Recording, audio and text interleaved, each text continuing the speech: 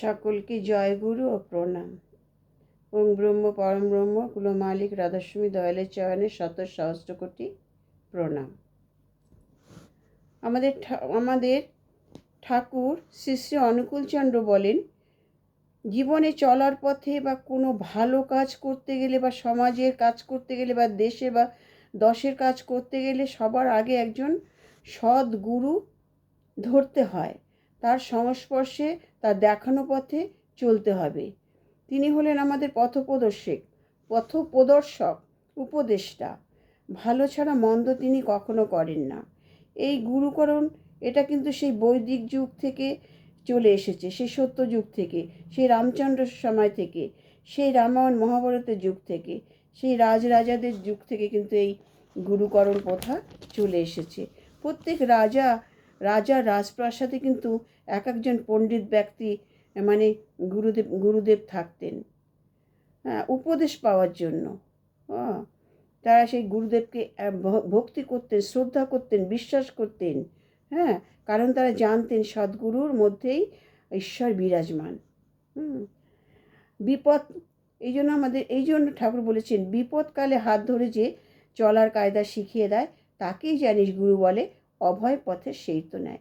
গুরুর সংস্পর্শে থাকলে অনেক বিপদ আপদ ভাড়া থেকে রক্ষা পাওয়া যায়, এই বিশ্বাস থাকা চাই।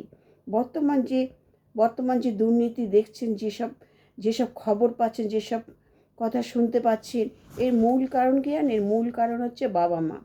এই বাবা মার শিক্ষা সংস্কারের অভাব। এরা ভালো পরিবারের নয়, এরা ভালো পরিবার সন্তান নয়, আর বাবা মা ঠিক ভালোভাবে মানুষ করে গড়ে তুলতে পারেননি, শিক্ষা দিতে পারেনি, সংস্কার দিতে পারেনি। বাবা মা সঠিক নয়, হ্যাঁ, তাই জন্য তো তারা এত লোভী, এত স্বার্থন্বেষী, এত নিকৃষ্ট প্রকৃতির মানুষ, যে মানুষের সেবার জন্য শপথ নিয়ে সেই সরকারি টাকা লুটপাট করে। এইভাবে এরা লোভী, হ্যাঁ, এরা হচ্ছে লোভী নিকৃষ্ট শ্রেণীর মানুষ।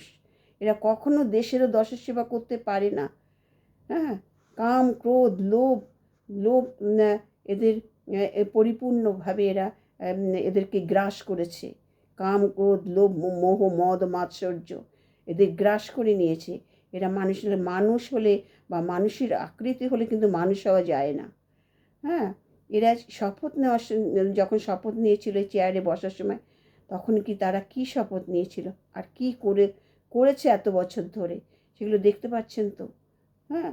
যে এরা মানুষের সেবা কি করবে? যাদের এত নিকৃষ্ট মনোভাব, এত লোভী যারা, এত স্বার্থন্বেষী যারা, এত স্বার্থপর যারা, তারা কি করে দেশেরও দশের সেবা করবে, মানুষের পরিষেবা দেবে, গরিব মানুষকে গরিব মানুষের সেবা করবে? কখনো না। তাই জন্য বলেছেন যে আগে সন্তানকে শিক্ষা দেওয়ার আগে আমাদের ঠাকুর বলেছেন, আগে বাবা মাকে তৈরি হতে হবে, শিক্ষা নিতে হবে। বাবা মা সঠিক পথে, ঈশ্বরকেন্দ্রিক পথে, আধ্যাত্মিক পথে, হ্যাঁ, চলতে হবে, হ্যাঁ। তারপর সেই বাবা মা দেখা দেখি তো সন্তান সেটাই শিখবে। সেইভাবে বাবা মাকে তারপর সন্তানকে শিক্ষা দিয়ে বড় করে তুলতে হবে, হ্যাঁ। আমাদের ঠাকুর বলতেন, সৎ পথে থাকো, হ্যাঁ, সৎ পথে থাকো, সাধারণ জীবনযাপন করো, ডাল ভাত খাও, কিন্তু সৎ পথে থাকো, হ্যাঁ। বাবা মাকে ভক্তি করো, সম্মান করো, পরিবারকে ভালো রাখো, স্বামী স্ত্রীর সম্পর্ক সুন্দর রাখো, পবিত্র রাখো, সঠিক পদ্ধতিতে সন্তান মানুষ করো। ঠাকুর বলেন, বিদ্যালয়ে ছেলেপিলে যতই শিক্ষা পাক না, বাড়ির শিক্ষা সুষ্ঠু না হলে শিষ্ট স্বভাব কখনো পায় না। বাড়ির শিক্ষাই আসল শিক্ষা সন্তানের। শিশুর প্রাথমিক শিক্ষা কেন্দ্র, ভিত তৈরি হয় পরিবারে, মায়ের হাত ধরে। তাই বলেছেন ঠাকুর, মাতৃভক্তি অটুট যত, সেই ছেলে হয় কৃতি তত। বাবা মায়ের হাত ধরে শিশু হাঁটতে শেখে, শিক্ষা নেয়।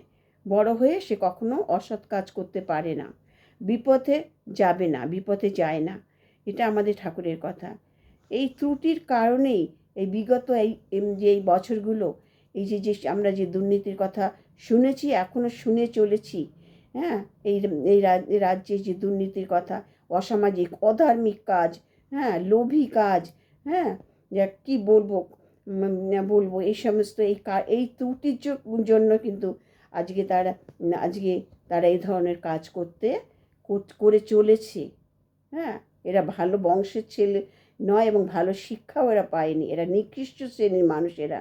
নইলে মানুষের সেবার পরিবর্তে সরকারি টাকা লুটপাট, আবাস যোজনার টাকা লুটপাট, আত্মসাৎ, হ্যাঁ করা, আত্মসাৎ করা এই সরকারি টাকা এইভাবে।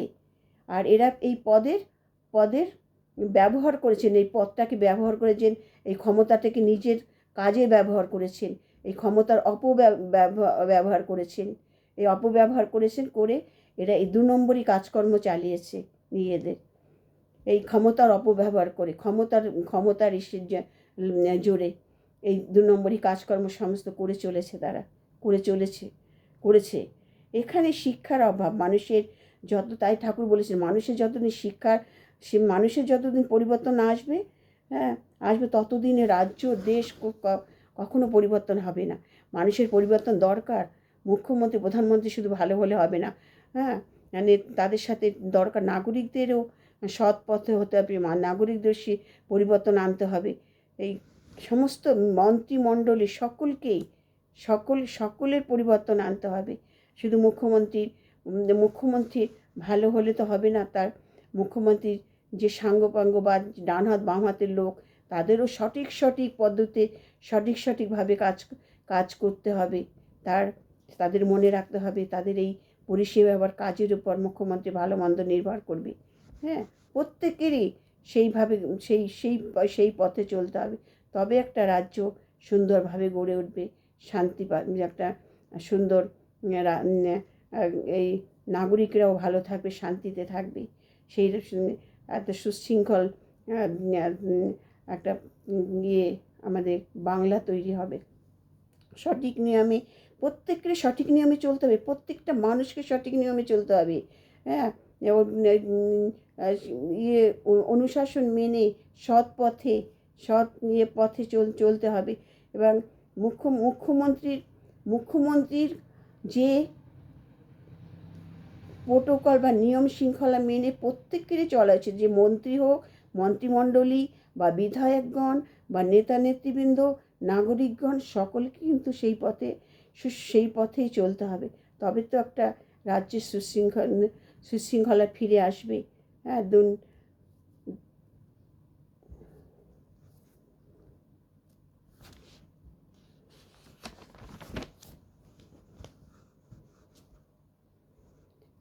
মুখ্যমন্ত্রীর আইন কানুন তার প্রোটোকল মেনে চললে তবে তো একটা সুন্দর বাংলা তৈরি হবে। হ্যাঁ, স্বচ্ছ বাংলা গড়ে উঠবে।